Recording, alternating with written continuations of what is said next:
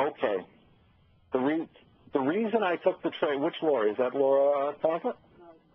No. Okay. Lori, the reason we took that trade, Lori, do you see here how my primary indicator, the white line, how it came way, way down, how it pinched in? Picture a balloon. Hannah, how do you explain it? Balloon animals. Picture balloon animals, where you grab the balloon and you squeeze it in the middle. And at the same time, our arrow pointed to it. See here the point? This is where we chose our entrance from the arrow. Boy, these indicators are incredible what we've come up with. Notice also, by the way, it went to our line and stopped. It might go further, but obviously that's a strong resistance point. So we pulled a Woody Allen. We took the money and ran. At the time when we made that trade, we had both crystal balls underneath pushing up.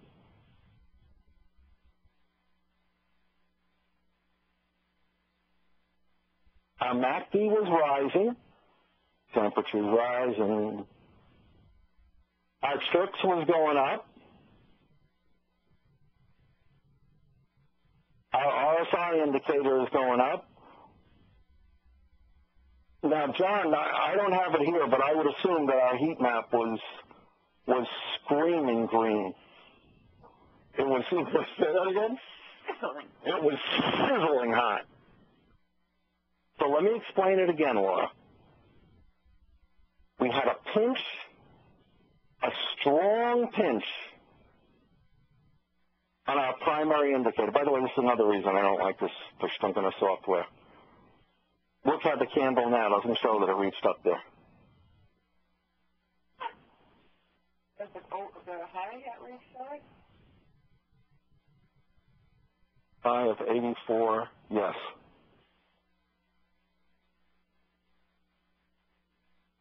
So we had a strong pinch there.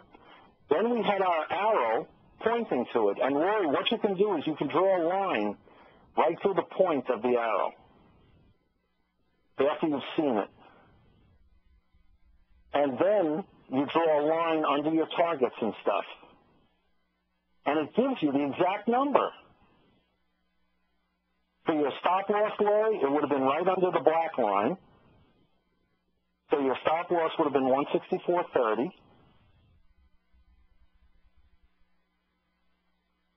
And Lori, the win percentage on these trades is over 90%.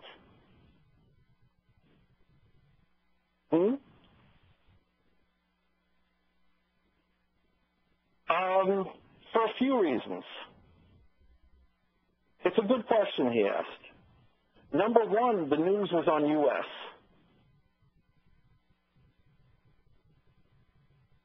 The news was on the U.S. We're on the euro-yen. I wouldn't have entered on a U.S. pair.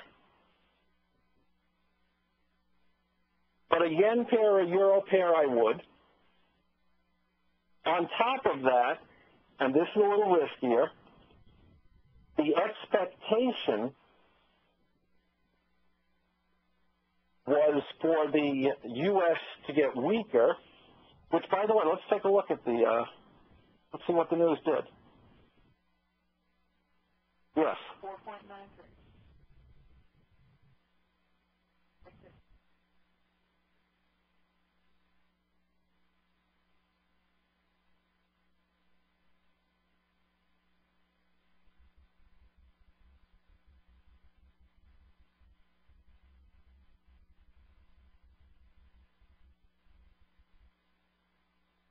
5.03, 4.9, 4.9. So it's pretty much the same as expected. Wasn't expected. Yeah, and I don't look upon this as a particularly important news play anyway. The yens have a tendency to follow the U.S. pairs. So if the U.S. dollar gets weaker, the yens tend to follow along with it. The yens kind of tie themselves into the dollar.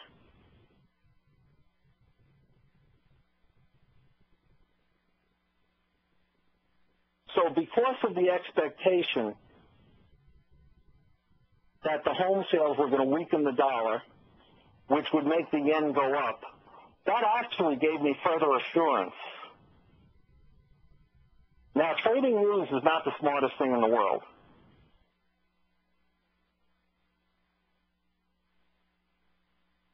But also, once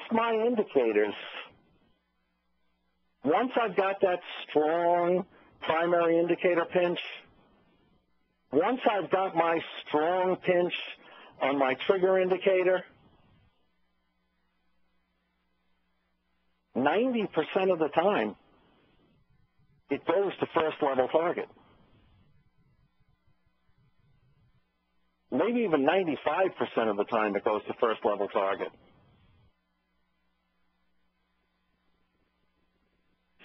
Keith says, news you lose, or is that snooze you lose? Good one, Keith. And you'll notice it went to exactly where it was supposed to go. How cool is that, Laura? How cool is that? You know, it's the closest thing to a crystal ball that I've ever seen. It's the closest thing to a crystal ball that I've ever seen.